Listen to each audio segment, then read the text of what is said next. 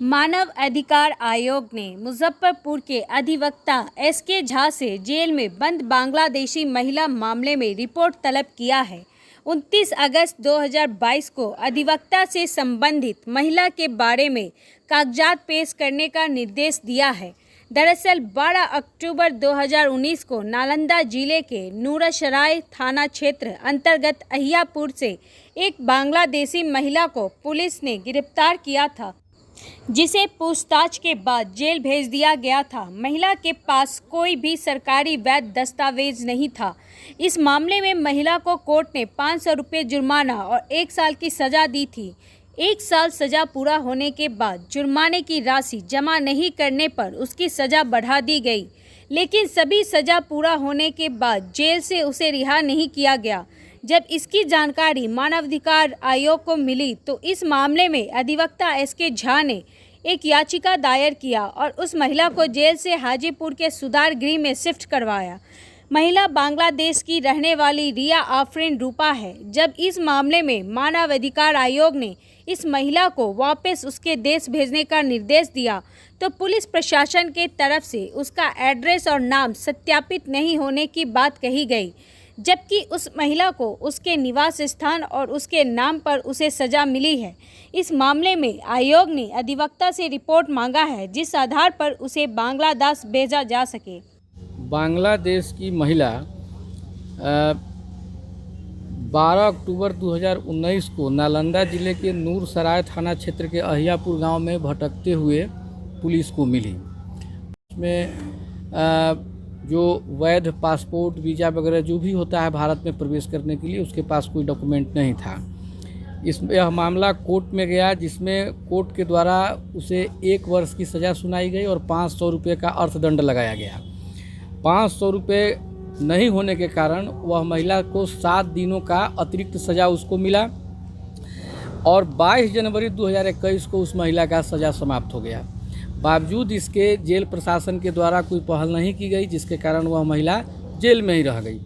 हमको इस बात की जानकारी विभिन्न समाचार पत्रों के द्वारा, मीडिया के द्वारा हमको इस बात की जानकारी मिली। हम लोग मानवाधिकार आयोग पहुँचे। मानवाधिकार आयोग के द्वारा इसमें नोटिफिकेशन जारी किया गया। नोटिफिकेशन के पश्चात क्या हुआ कि जेल प्रशासन सख्ते में आई और बिहार जो कारा विभाग है, गृह विभाग, वो काफ़ी सख्ते में आई और 14/8/2021 को बिहार सुधारात्मक प्रशासनिक संस्थान हाजीपुर में उस महिला को फिर से भेज दिया गया। मतलब जेल से बाहर करके उसको जो है अस्थायी महिला संसीमन केंद्र में उसको स्थानांतरित कर दिया गया। अब हुआ क्या कि बात हो गई कि नहीं, 2 देश का मामला है और उसमें उसका एड्रेस वेरिफिकेशन होगा।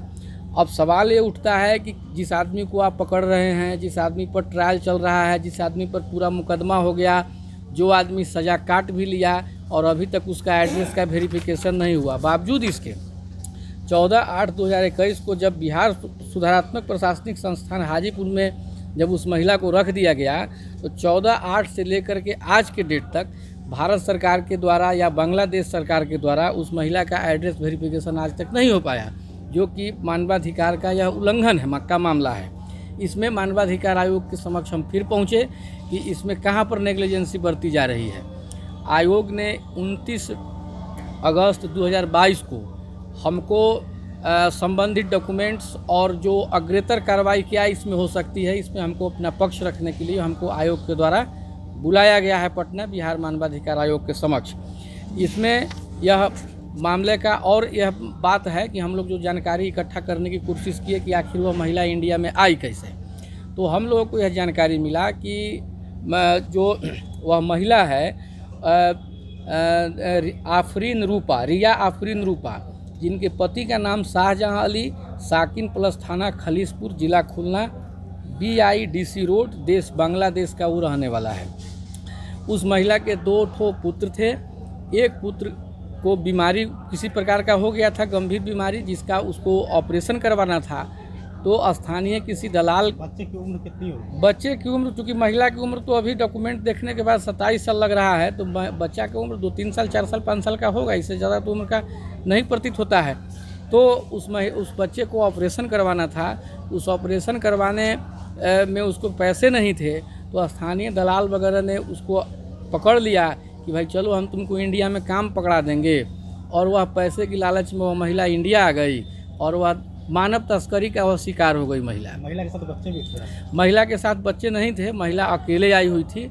और एक भी हमको जानकारी मिली कि वह महिला को हैदराबाद लाया गया था और वहाँ के बाद उस महिला को नालंदा लाया गया और नालंदा में ला करके उसको छोड़ दिया गया, बेच दिया गया। हाँ, उसको बेच दिया गया, लेकिन उसमें पुलिस जब पड़ गई सामने में, जिसके कारण उस महिला का जान बचा। अब यही है कि हम लोग कई बार उच्चायोग को भी लिखे, बांग्लादेश उच्चायुक्त को भी हम लोग कई दफ़ा लिखे हैं, मिले भी हैं उनके कार्यालय में जाकर। इसके बाद में बांग्लादेश सरकार को भी हम कई बार लिखे हैं, लेकिन अभी तक उसका एड्रेस वेरिफिकेशन नहीं होकर के जो आया है, जिसके कारण वह महिला की जो वतन वापसी है वह का मामला जो है सो यह फंसा हुआ है। लेकिन 29 अगस्त 2022 को माननीय बिहार मानवाधिकार आयोग के समक्ष हमको टोटल रिपोर्ट लेकर के पेश होना है।